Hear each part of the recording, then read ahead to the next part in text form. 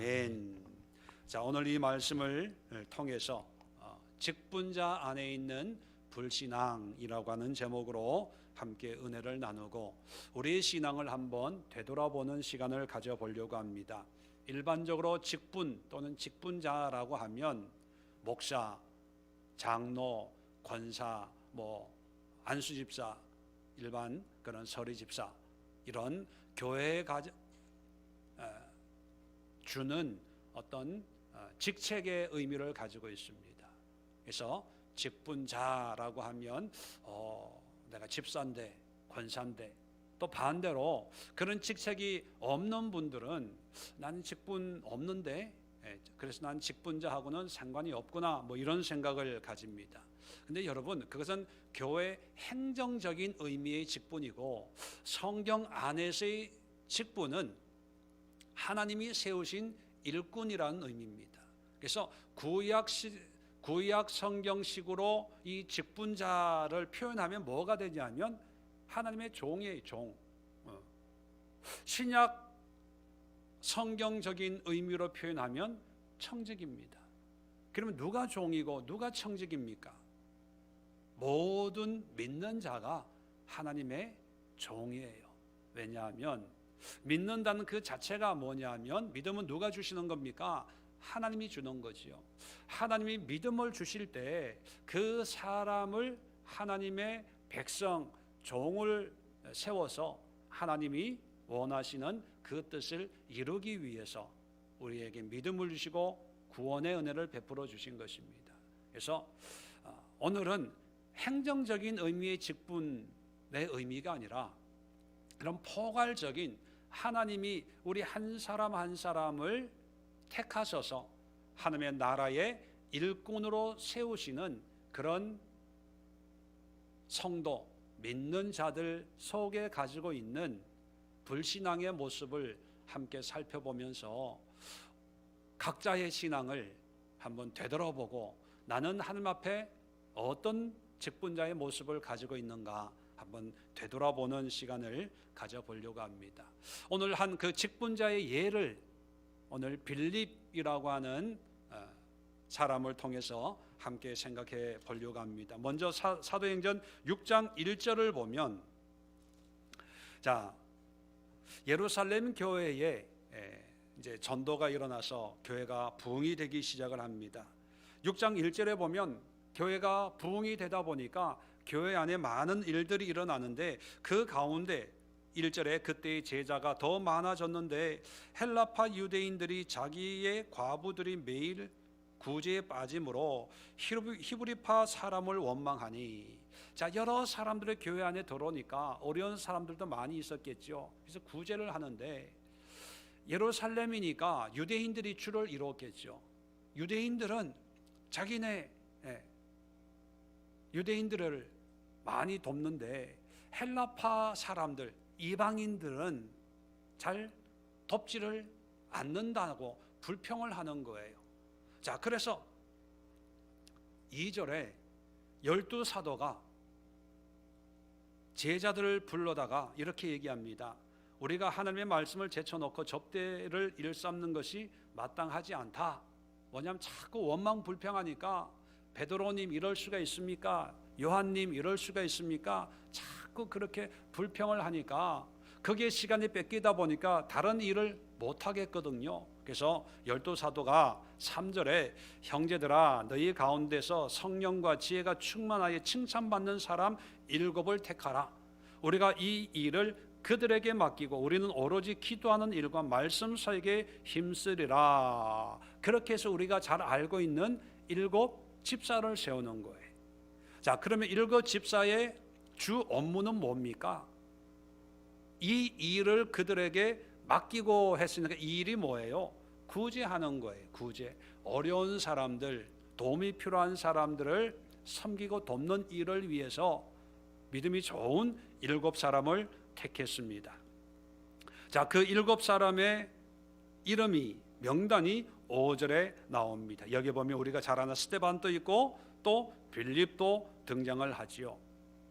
자, 그런데 7 집사로 선택을 받은 이 사람들이 이제 8절에 보면 스데반이 은혜와 권능이 충만하여 큰 기사와 표적을 민간에 행하니. 자, 민간에 행한다는 것은 교회 아니라는 얘기예요? 교회 밖이라는 얘기예요? 교회 밖이죠. 교회 밖에서 하나님의 역사를 행하는 거예요. 자, 그 결과 유대인들의 모함을 받아가지고 고소를 당합니다. 그 고소당한 내용이 이제 7장의 스데반의 설교로, 전도로 쭉 이어지다가 결국은 돌에 맞아 순교를 당하게 됩니다. 자, 그 얘기 7장의 내용이고, 자, 8장 1절부터 들어오면 그날에 예루살렘에 있는 교회에 큰 박해가 있어. 자, 스데반을 죽인 이 유대인들이 예루살렘 교회에도 박해를 하기 시작을 하는 거예요. 핍박을 하니까 교인들이 유대와 사마리아의 모든 땅으로 흩어지니라. 흩어질 수밖에 없는 그런 상황이 되고 말았어요. 자, 4절에 오면 오늘 본문인데, 그 흩어진 사람들이 두루 다니며 복음의 말씀을 전할세 빌립이 사마리아 성에 내려가 그리스도를 백성에게 전파하니. 자, 여기 등장하는 이 빌립도 흩어질 수밖에 없는 상황에서 이제 사마리아로 갑니다. 나중에 보면 또 사마리아만 가는 것이 아니라 26절에 보면 광야로 또 성령이 인도하세요. 거기에서 에디오피아 이 관리를 만나게 됩니다. 그 관리를 전도하고 또 세례까지 베푸는 그런 내용들이 이제 8장 끝까지 기록이 되어 있습니다. 자, 우리가 생각할 때 직분이라고 하는 것은 스데반이나 빌립이 받은 그런 직분처럼 교회가 구제를 하기 위해서 7을 세웠으니까 이 세움받은 7 집사들은 뭐에 열심을 내야 됩니까? 구제하고 섬기고 어려운 사람을 신방하고 돕는 일을 많이 하고, 그것을 잘하면 칭찬받고, 또 그런 모습을 보시고 하나님이 7 집사들이 참 열심히 나의 일을 하는구나, 이런 칭찬이 있으면 참 좋은데, 성경은 거기에 대해서는 이런 방구도 없어요. 오히려 그 일은 기록하지 않고 뜬금없이 교회 바깥에서 전도하고 복음을 전하고 기적을 행하고, 또 빌립처럼 사마리아에 가서 복음을 전하고 귀신을 쫓아내면서 교회를 개척하는 이런 모습을 우리에게 소개해 주고 있습니다.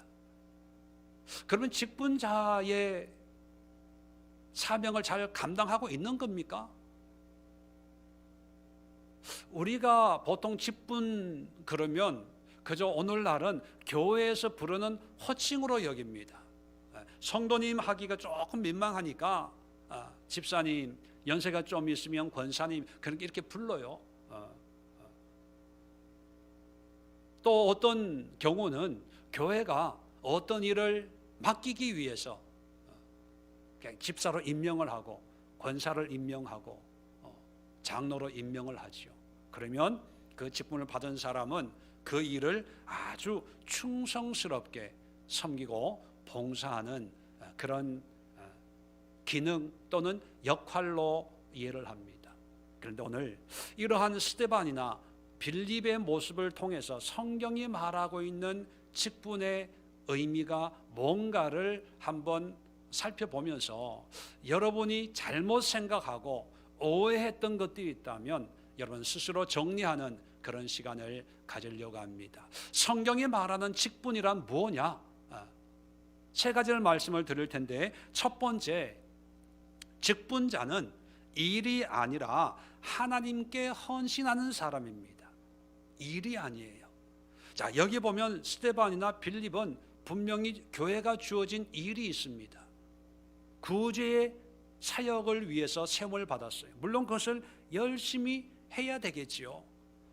그런데 일의 의미를 두고 일을 이루는 것이 목적이 아니라 그 일을 주신 하나님께 순종하고 충성하는 거예요. 왜냐하면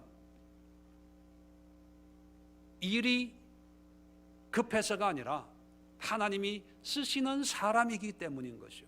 자, 그렇게 보면 아까도 말씀드렸지만 직분자는 오늘날 교회 안에 있는 그런 행정적인 직분을 가지고 있는 사람만을 언급하는 것이 아니라 하나님이 불러서 일을 시키는 사람들이 직분자이기 때문에 성경에 나오는 거의 대부분의 믿음의 사람들이 다 직분자예요. 자, 그래서 최초의 직분자는 누구였을까요? 아담과 하와예요. 아담과 하와를 창조해 놓고 창세기 1장 27절로 28절에 하나님이 자기 형상 곧 하나님의 형상대로 사람을 창조하시되 남자와 여자를 창조하시고 하나님이 그들에게 복을 주시며 하나님이 그들에게 이르시되 생육하고 번성하여 땅에 충만하라. 땅을 정복하라. 바다의 물고기와 하늘의 새와 땅에 움직이는 모든 생물을 다스리라 하시니라. 창조하시고 사명을 줘요. 일을 줘요. 그 일을 받았을 때 이제 직분자, 사명자가 되는 거죠. 그렇게 보면 선지자들도 직분자고 왕들도 직분자고 신약시대의 사도들, 제자들, 모든 하나님의 일꾼들이 다 직분자입니다. 그런데 이 직분자들의 공통점이 있습니다. 공통점. 직분을 가지고 있는 순간부터 누구에게나 공통적인 현상이 일어나는데 그것은 뭐냐면 하나님이 함께 하시는 거예요. 믿는 자에게는 성령이 임하죠. 모든 믿는 자는 성령의 임재를 본인이 인정하든 인정하지 않든 성령의 임재를 경험합니다. 그게 뭐냐면 하나님이 함께 하신다는 거거든요. 모세를 부를 때도 출애굽기 3장 12절에 하나님이 이르시되 내가 반드시 너와 함께 있으리라.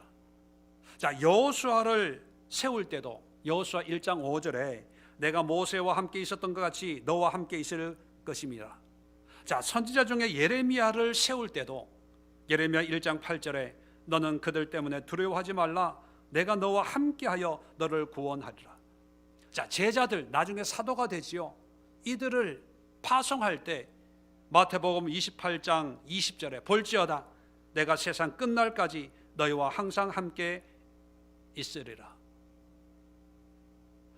자, 스데반도 아까 성경을 6장 8절에 보면 은혜와 권능이 충만하여, 은혜와 권능이 충만하다는 것은 성령이 충만하다는 거예요. 성령이 충만하다는 것은 하나님이 충만히 거한다는 것입니다. 빌립도 마찬가지입니다. 오늘 이 본문 말씀에는 자세하게 안 나와 있지만 26절에 보면 주의 사자가 빌립에게 말하여 이르되 일어나 남쪽으로 향하여 예루살렘으로 에서 가사로 내려가는 길까지 가라 하니 그 길은 광야라. 주의 사자, 성령이, 천사가 빌립을 인도하고 있습니다. 자, 39절에도 보면 둘이 물에서 올라올 새 주의 영이 빌립을 이끌어 간지라. 자, 세례를 마치고 주의 영이 빌립을 또 다른 곳으로 인도해 가요. 이 얘기는 뭡니까? 하나님이 빌립과 함께 한다는 거예요. 자, 모든 직분자들은 하나님이 함께 하시는 사람들입니다. 우리 안에는 특별한 은사자들이나 믿음이 좋은 사람들만 하나님이 함께 하시고, 아유 나는 그냥 불로 집사인데 나는 별로 믿음이 없는데 이런 생각을 합니다. 본인은 그렇게 생각하지만 하나님은 그 사람을 믿음의 사람으로 세웠다면 그 사람은 인정하든 안 하든 하나님이 함께하는 사람입니다. 왜 하나님이 함께 하실까요? 그것이 하나님이 세우신 목적이기 때문에. 우리는 직분, 그러면 무슨 일을 하지? 어떤 일을 하지? 일에 관심이 있어요. 자, 직분 받았으니까 이제 열심히 봉사해야지. 예배 안내위원으로, 또 청소로, 주방에서, 교사로, 찬양팀으로. 반대로 직분이 없으면 교회만 열심히 예배만 참석하면 되겠지, 이런 생각을 합니다. 일에 매여 있어요. 그래서 어떤 교회에서는 일을 시키기 위해서 직분을 맡겨요. 그러면 또 열심히 하거든요. 근데 여러분, 일보다 더 중요한 것은 하나님과 함께하는 삶입니다. 그래서 빌립은, 물론 스데반도 마찬가지지만 빌립은 구제 사역도 열심히 했을 거예요. 그리고 또 복음도 열심히 전했을 겁니다. 자, 그러다가 이제 핍박이 일어나서 교회에 머물 수가 없는 거지요. 교회에 머물 수 없기 때문에 교인들은 흩어지니까 구제 사역이 잘 되겠어요, 안 되겠어요? 안 되는 거예요. 사람들이 모이지 않고 재정이 받쳐주지를 않는 거예요. 자, 그러면 일의 중심을 가지고 있는 그런 직분자라면 이제 불평불만하기 시작합니다. 왜 교회가 어려울 때일수록 더 재정을 투입해야지? 왜 재정을 안 주냐? 왜 사람들이 안 모이냐? 나는 죽을 때까지 교회를 떠나지 않고 이 사역을 내 생명처럼 여기면서 봉사할 거야. 뭐 자기 마음대로 그렇게 생각을 할 거예요. 또 그런 모습을 보고 교회 담임 목사나 성도들은 참 빌 집사, 참 믿음 좋은 사람이야, 저 사람은 충성된 일꾼이야, 이렇게 또 칭찬까지 할 거예요.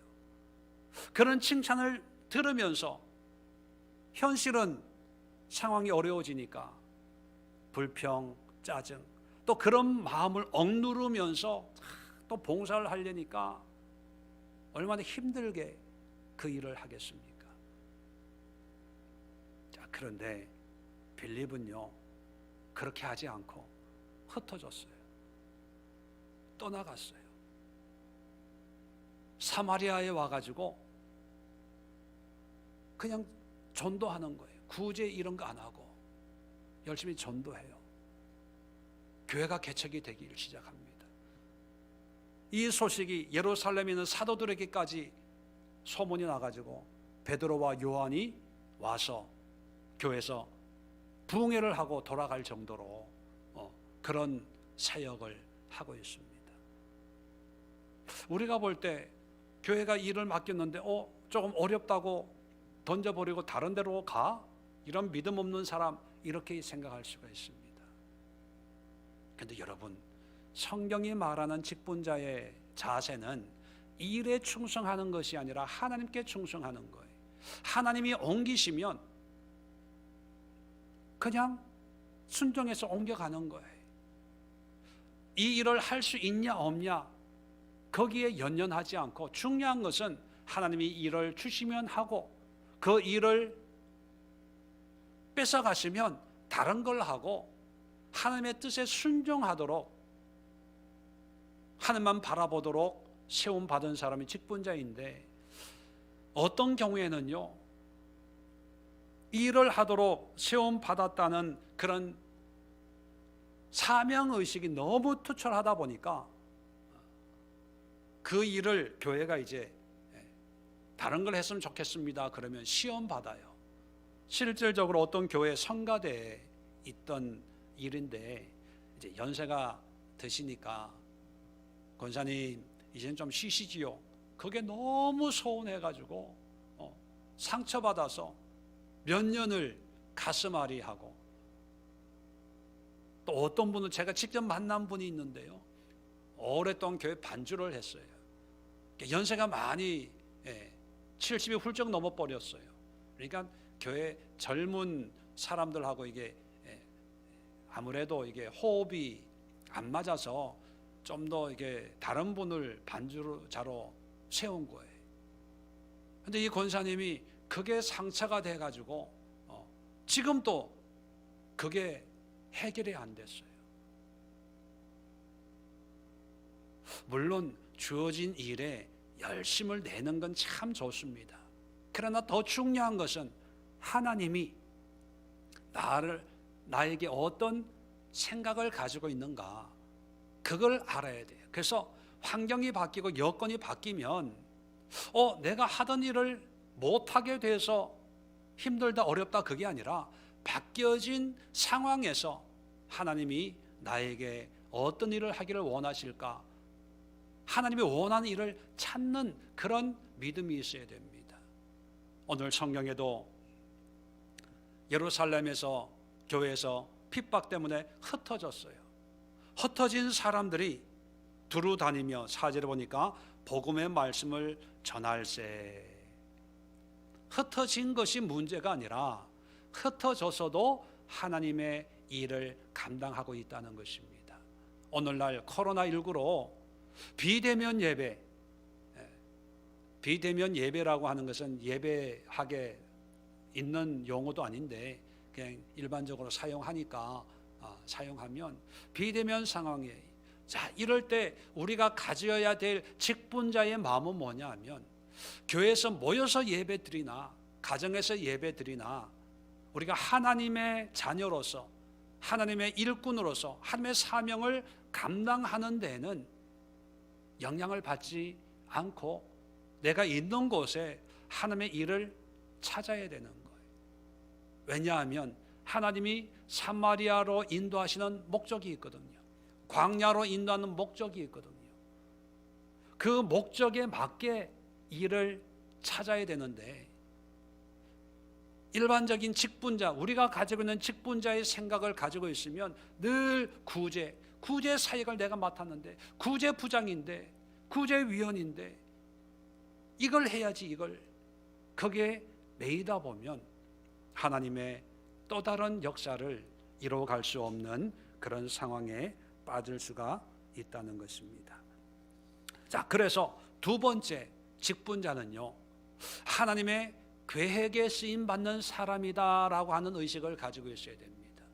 하나님의 계획, 우리의 계획과 우리의 생각과 하나님의 계획, 하나님의 생각은 다르죠. 자, 그래서 예루살렘 교회가 참 부흥이 잘 되고 있는데 스데반의 순교를 통해서 유대인들의 박해가 시작이 되다 보니까 하루아침에 모든 것이 무너져 버린 거예요. 자, 이럴 때 사람들은 원망하겠죠. 불평하겠죠. 또 어떤 경우에는 죽어도 이 교회는 지켜야 돼, 예배는 드려야 돼, 아마 이럴 수가 있습니다. 그런데 성경은 우리에게 사도 외에는, 8장 1절에 보면 사도 외에는 다 유대와 사마리아의 모든 땅으로 흩어졌다, 이렇게 말씀하고 있습니다. 우리는 흩어지면 믿음 없는 사람들, 죽음을 두려워서 숨는 사람들, 박해를 피해서 도망가는 사람들, 이렇게 바라볼 수 있지만 성경은 그렇게 얘기하고 있지 않습니다. 흩어지는 것이 하나님의 뜻이었어요. 그 흩음을 통해서 각 지역마다 더 교회가 더 세워지는 역사들이 일어나는 거예요. 그 전까지는 대표적인 교회가 예루살렘 교회였어요. 그런데 이 박해를 통해서 흩어져서 안디옥 교회도 세워지고 사마리아 교회도 세워지고, 이 흩어짐을 통해서 에디오피아의 공무원까지, 고위 관리까지 전도가 되는 그런 역사들이 일어나는 거예요. 자, 그래서 여러분, 코로나19라고 하는 이 상황이 부정적인 역할만 하는 것이 아니고 하나님의 계획 가운데는 또 긍정적인 하나님의 뜻을 이루는 그런 도구로 하나님이 쓰실 것입니다.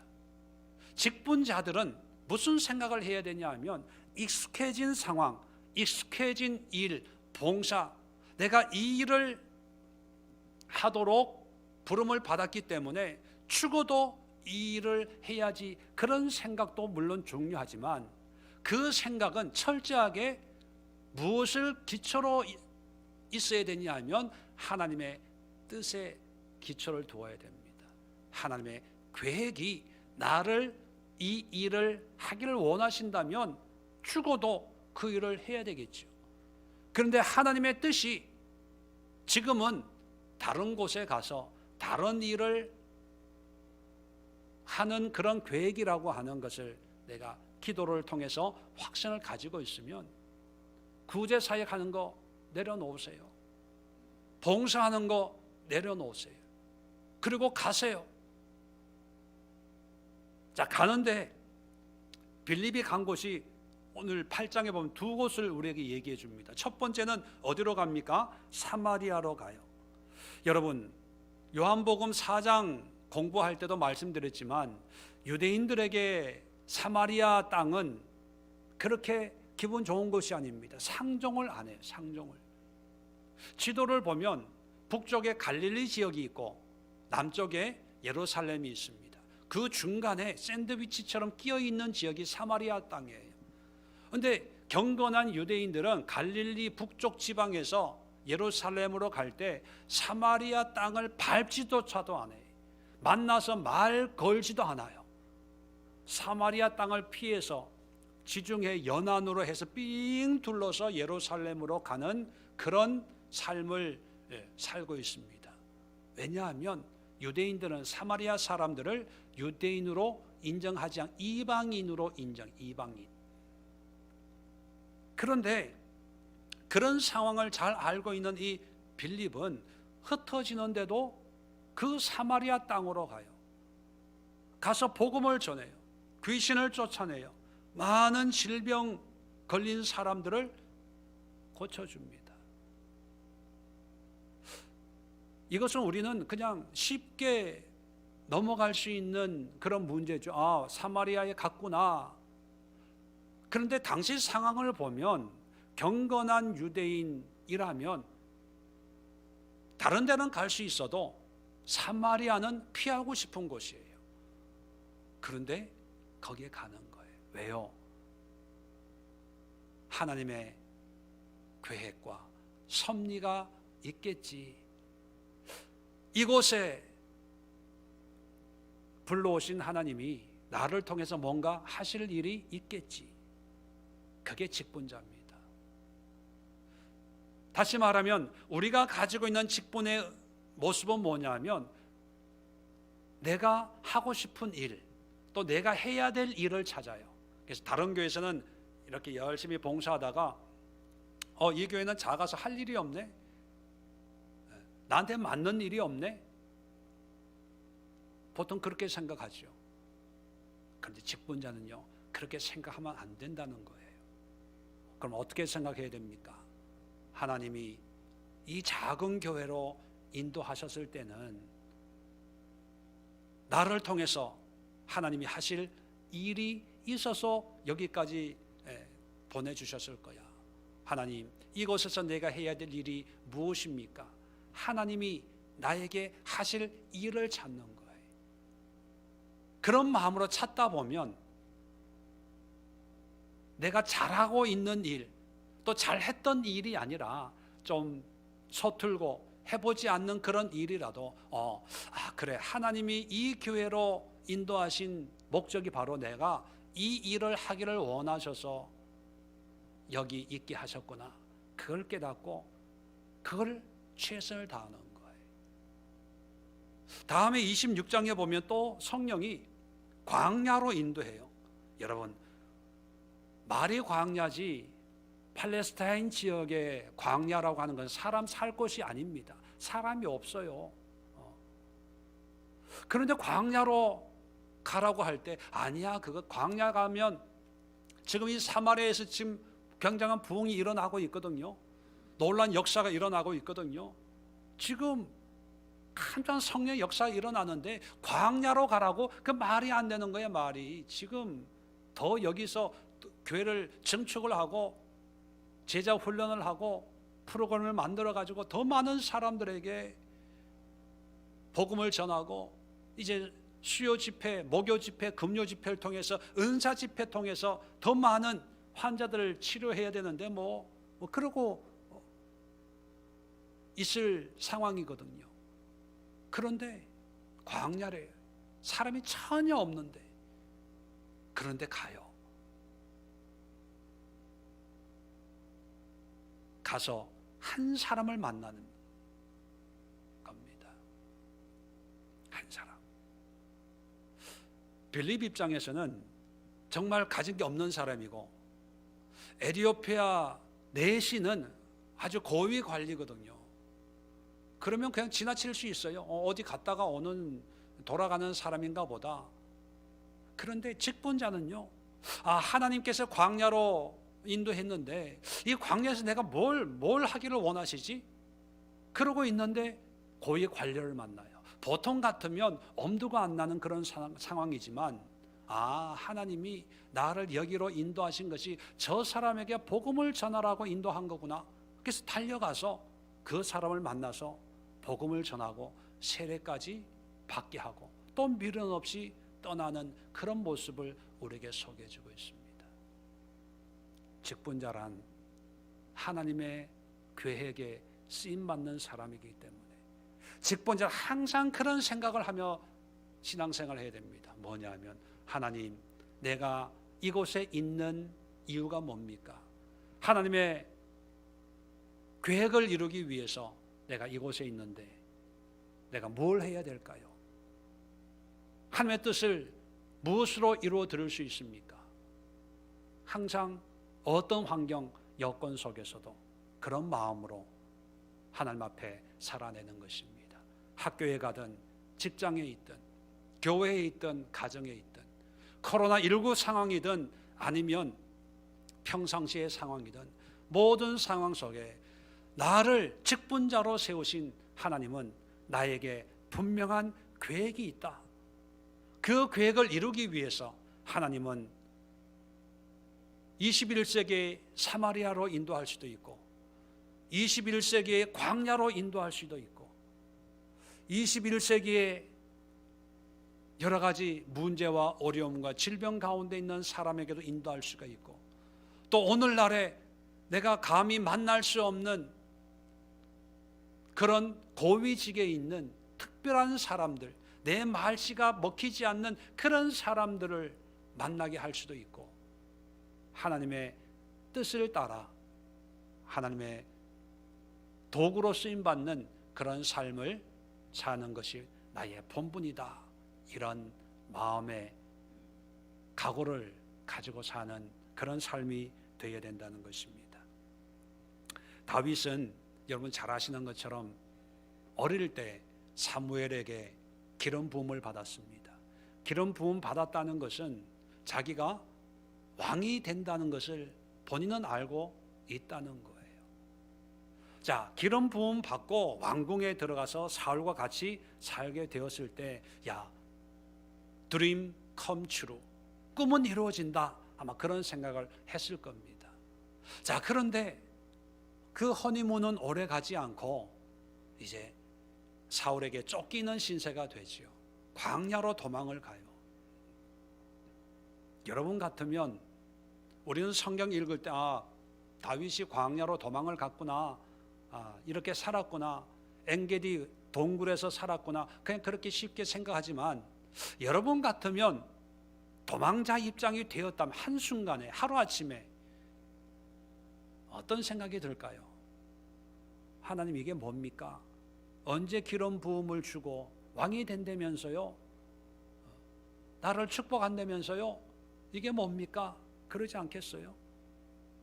그리고 다윗에게 몰려든 사람들이 다 환난당한 자, 빚진 자, 별 볼 일 없는 뜨내기들, 오합지졸들이 몰려드는 거예요. 아니, 좀 배운 사람, 뭔가 돈 좀 있고 능력 있는 사람들이 모여들어야 뭔가 대권을 구상을 하고 뭐 그럴 거 아닙니까? 그런데 만나는 사람들 보면 참 한심스럽고 한숨만 나오는 사람들만 보이는 거예요. 여러분 같으면 그런 상황에 무슨 꿈이 있고 무슨 하나님, 무슨 미래를 꿈꿀지 한번 생각해 보세요. 그런데 성경은 다윗이 그런 환경 속에서도, 그런 여건 속에서도 하나님을 신뢰하고 힘들고 어려울 때마다 광야에서 하나님을 찬양하고 노래하고, 버림받은 것처럼 절망 속에 있더라도 끝까지 하나님을 붙들고 그 믿음을 고백하는 그런 신앙을 보여줍니다. 시편의 많은 다윗의 시편들이 힘들고 어려울 때, 핍박과 환난 가운데 있을 때 끝까지 그래도 하나님을 붙들고 씨름하고 있는 그런 다윗의 모습을 우리에게 소개해주고 있는 거 아니겠습니까? 그 이유는 뭐냐면 환경, 상황, 여건이 아니라 그럼에도 불구하고 나를 통하여서 하나님은 하나님의 뜻을, 하나님의 계획을 분명히 이루실 거라는 그런 믿음이 있었기 때문입니다. 코로나19 이 시대 속에서 또 함께 교제하고 예배 드리지 못하는 이런 상황 속에서 모든 그리스도인들이, 모든 직분자들이 가져야 될 게, 이런 환경을 주신 하나님의 계획이 있을 거야. 이런 계획 속에 내가 어떻게 하나님의 뜻을 이루어 드릴 수 있겠습니까? 이런 기도와 이런 질문과 이런 마음으로 하나님과 함께 살아가고 하나님의 뜻에 순종하는 것이 바로 우리가 이 시대에 하나님 앞에 살아내는 우리의 모습이 아닌가 생각을 합니다. 마지막으로 직분자의 모습을 보면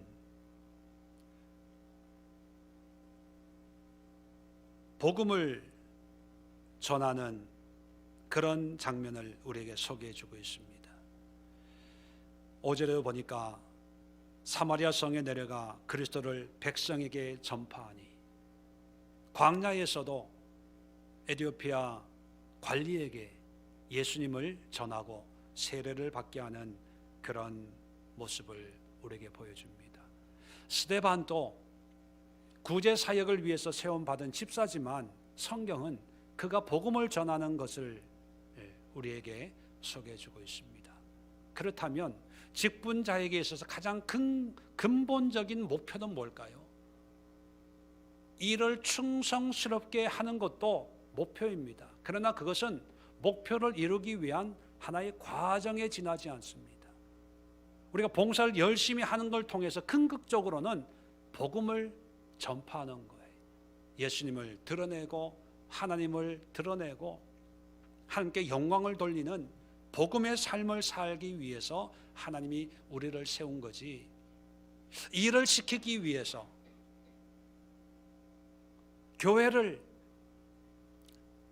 부흥시키기 위해서 목사를 세운 것이 아니고, 교회 재정을 채우기 위해서 사업장을 주신 그런 장로를 교회에 세운 게 아니라는 겁니다.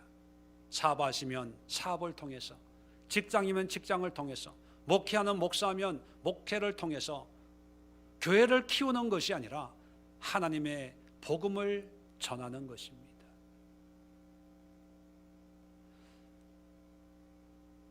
어떤 분들은 목회를 하면서 복음을 전하는 것이 아니라 자기의 꿈을 이루기 위해서 열심을 다하는 그런 목사님들도 있습니다. 자기의 야망을 이루기 위해서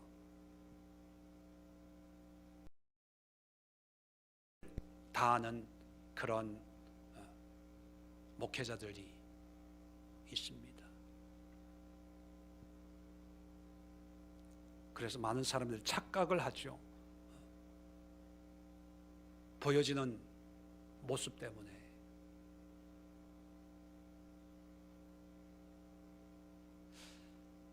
직분자들이 가지고 있는 가장 큰 불신앙 중에 하나는 뭐냐 하면 그저 열심히 교회를 섬기는 것. 어떤 교회에서는 담임 목사님에게 충성하는 것. 어떤 분들은 이 교회를 평생을 섬기는 것. 이게 직분자의 자세, 태도라고 생각을 합니다. 이제는 공공연하게 직분을 세울 때 이 교회에 뼈를 묻어야 된다는 생각을 해요. 그래서 어떤 교회들은요, 교인들을 교회에다가 묶어놓기 위해서 직분을 줘요. 그리고 직분을 주면 이 교회 이제 못 떠나는구나, 그런 생각을 한다고 그래요. 진작 알았으면 저도 직분을 많이 줄 걸.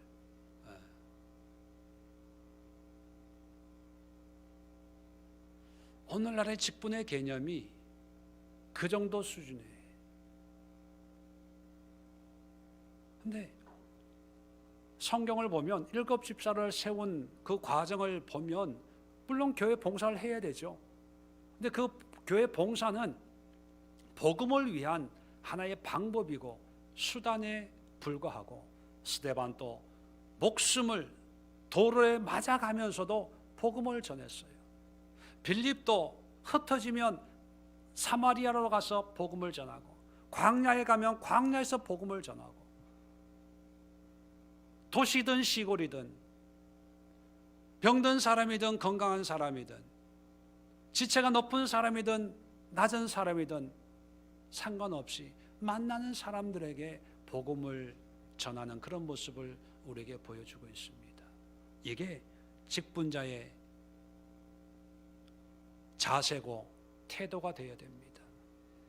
에베소서 4장 11절로 12절에 이런 말씀이 있습니다. 그가 어떤 사람은 사도로, 어떤 사람은 선지자로, 어떤 사람은 복음 전하는 자로, 어떤 사람은 목사와 교사로 삼으셨으니, 직분의 기능을 얘기합니다. 여러 종류의 기능의 직분자로 삼았다는 거예요. 이는 목적을 얘기합니다. 성도를 온전하게 하여 봉사의 일을 하게 하며 그리스도의 몸을 세우려 하심이라. 자, 온전하게 하고 봉사의 일을 해서 결국은 뭘 하기 위해서냐면 그리스도의 몸을 세운대요. 자, 여기서 그리스도의 몸은 교회를 얘기합니다. 교회를 세우는데, 여러분 성경에서 말하는 교회는 예수의 교회, 무슨 장로교회, 감리교회, 그 교회가 아니라 믿는 사람들의 모임, 공동체가 교회예요. 자, 믿는 사람들의 모임을 그 교회를 세우게 하겠다는 것은 다른 말로 얘기하면 예수 잘 믿게 하기 위함이다, 그거예요. 예수 믿는 사람으로 만들기 위함이다, 그겁니다. 한마디로 얘기하면 직분을 통해서 복음이신 예수님을 잘 믿고 잘 섬기고 예수님에게 헌신하는 그런 건강한 신앙인으로 세우기 위해서 여러 직분자를 세웠다, 분명히 얘기하고 있습니다. 자, 그래서 시편 105편 구약의 한 예를 제가 확인을 시켜드리겠습니다.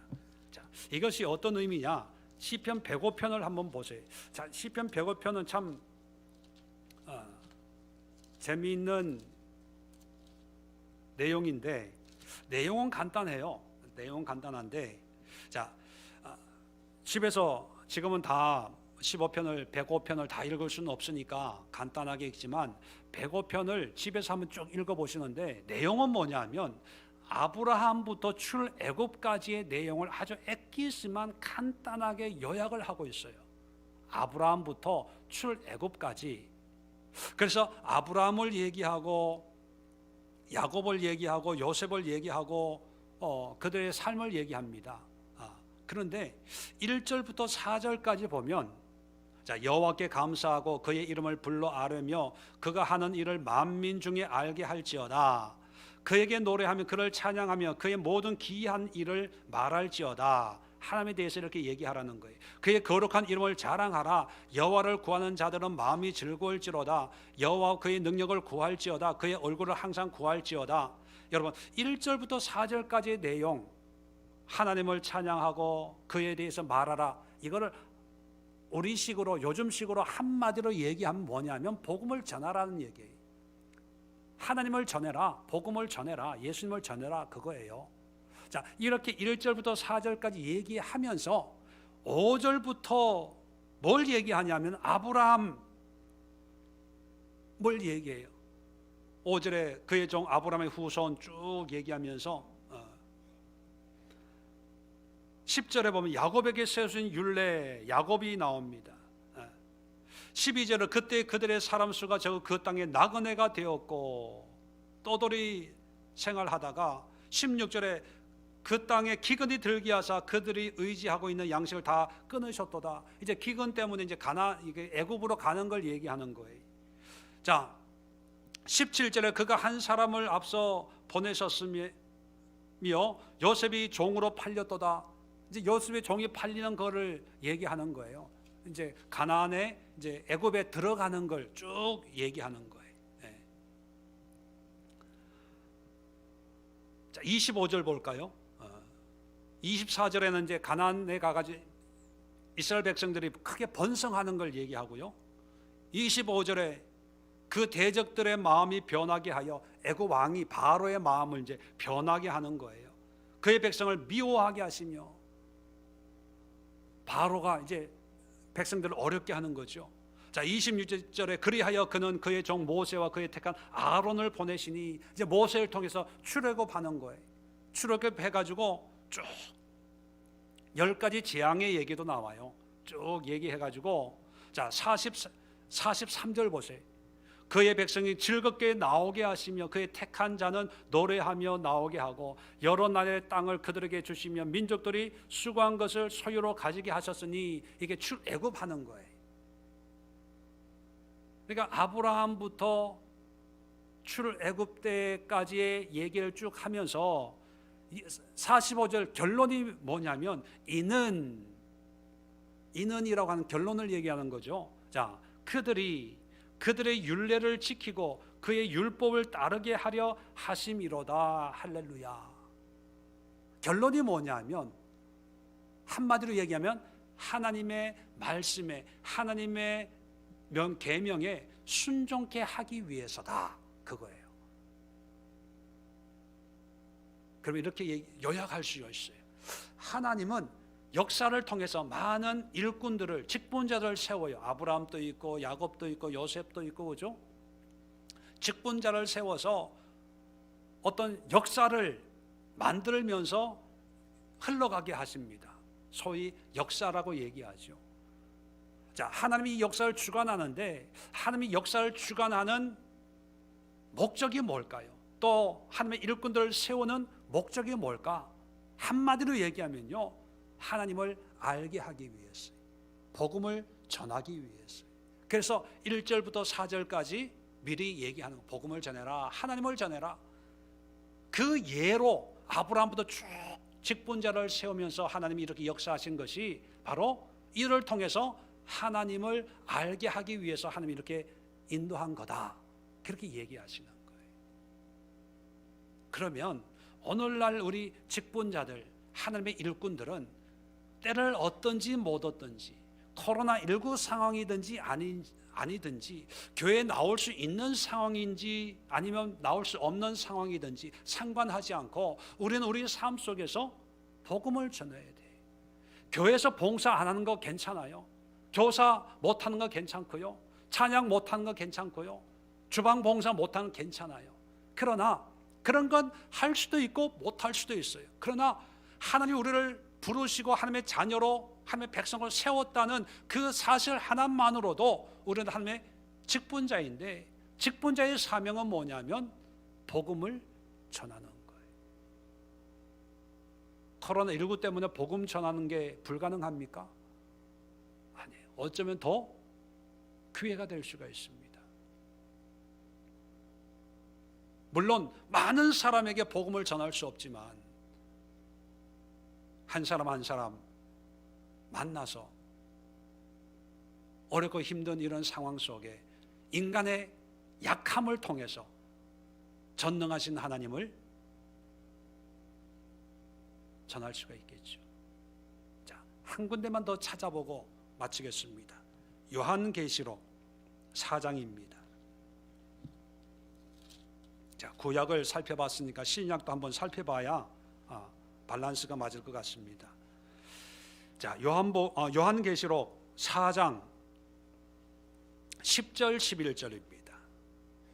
자, 천상의 예배, 구원받은 그런 천상의 예배를 우리에게 소개시켜주고 있는데 10절에 보면 24 장로들이 보좌에 앉으신 이 앞에 엎드려 세세토록 살아계시는 이에게 경배하고, 자, 24 장로, 직분자의 대표 장로 아닙니까? 장로. 그죠? 자, 이 24 장로들이 하나님 앞에 경배를 하고, 그 다음 보세요. 자기의 관을 보좌 앞에 드리며 이르되, 우리 주 하나님이여 영광과 존귀와 권능을 받으시는 것이 합당하오니 주께서 만물을 지으신지라 만물이 주의 뜻대로 있었고 또 지으심을 받았나이다 하더라. 자, 찬양은 하나님이 창조주이십니다. 하나님의 뜻 가운데 모든 것이 이루어집니다. 하나님을 찬양하는 거예요. 찬양하는데 이 장로들의 태도를 한번 보세요. 하나님께 경배하고 또 자기의 관, 이 관은 뭘까요? 우리가 좋아하는 면류관, 그죠? 장로들이 이제 상급으로 또 하나님의 어떤 그런 권위로 이들이 머리에 쓰고 있는 그런 관입니다.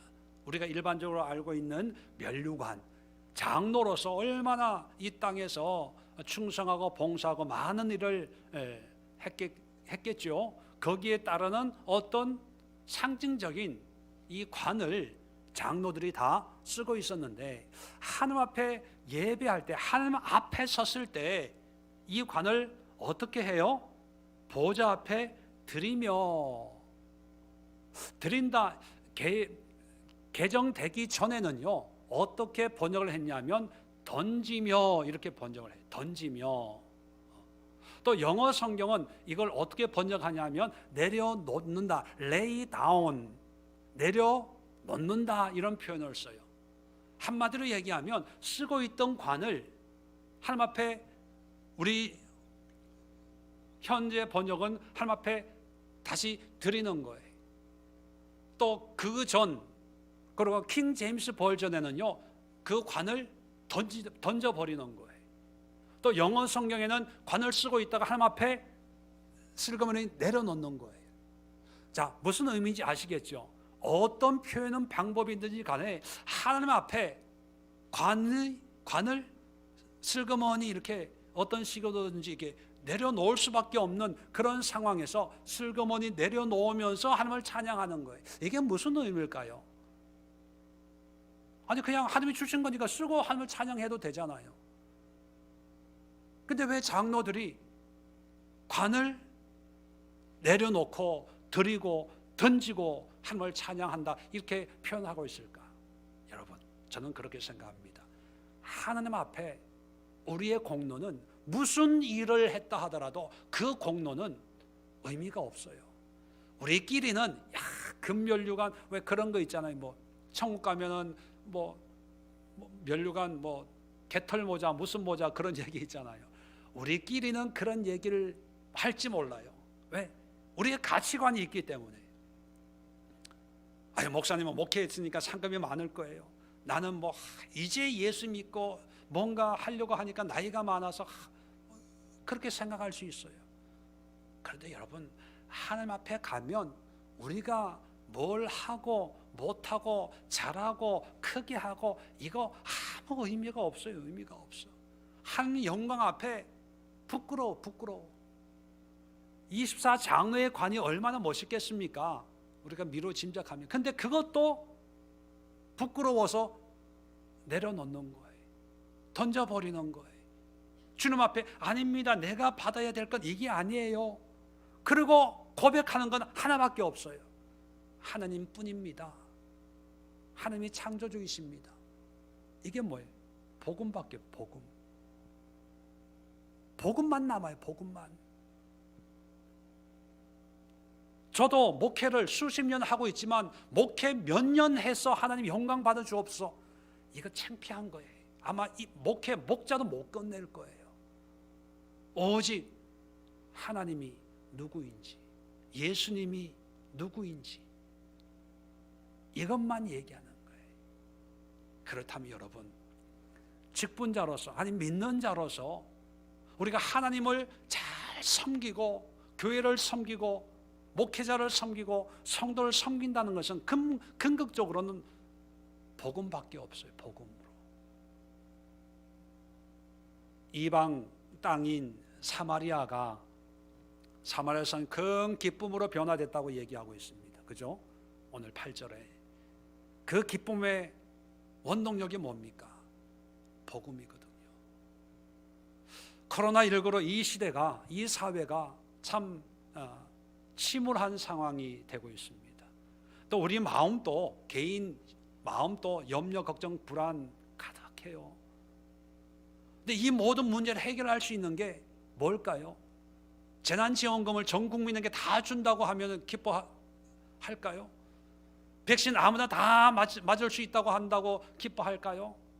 아닙니다. 복음이에요, 복음. 또 말씀드리지만 우리 이혜리 집사님 연락하면서 늘 느끼는 게 뭐냐면 역시 하나님밖에 없다, 이런 걸 느껴요. 늘 문자마다 하나님의 은혜에 감사합니다. 처음에는 이해가 안 되고 힘들고 어렵고 지금도 어렵지만 하나님이 하셨다는 것을 생각하면서 너무 고맙고 감사하다. 그 감사가 점점 이렇게 풍성해지는 것을 제가 느껴요. 물론 환경은 뭐 감사할 환경이 아니잖아요. 근데 하나님 앞에 내가 아무것도 아니라는 걸 깨닫는 순간 모든 것이 하나님이 개입하시고 간섭하시고 함께 하셨다는 것을 깨달으니까 어려운 가운데도 감사와 기쁨과 또 고마움이 나오는 거죠. 그게 뭐냐면 복음의 능력이라고 생각을 합니다. 그렇다면 우리 직분자들이 관심을 가지고 또 하나님 앞에 쓰임받기 위해서는 일에 매달리지 마세요. 우리 예수의 교회에 매달리지 마세요. 저에게 매달리지 마세요. 어떤 직분 자체에 매달리지 마시고요, 하나님께 매달리십시오. 복음에 매달리십시오. 이것이 여러분 죽어서 하나님 앞에 갔을 때도 이 땅의 어떤 업적 공로에 의한 면류관보다 비교할 수 없는 가장 값진 하나님의 칭찬이 있고 하나님 앞에 떳떳하게 하나님 내가 이렇게 살다가 왔습니다 할 수 있는 유일한 길이 바로 복음 전파입니다. 우리가 이 사실을 마음에 새기고 날마다 하나님이 나를, 이 사람을 만나게 하신 이유가 있겠지, 내가 이곳에 오게 된 인도하신 하나님의 뜻이 있겠지, 늘 생각하면서 그 뜻 가운데 복음을 전하십시오. 예수님을 전하십시오.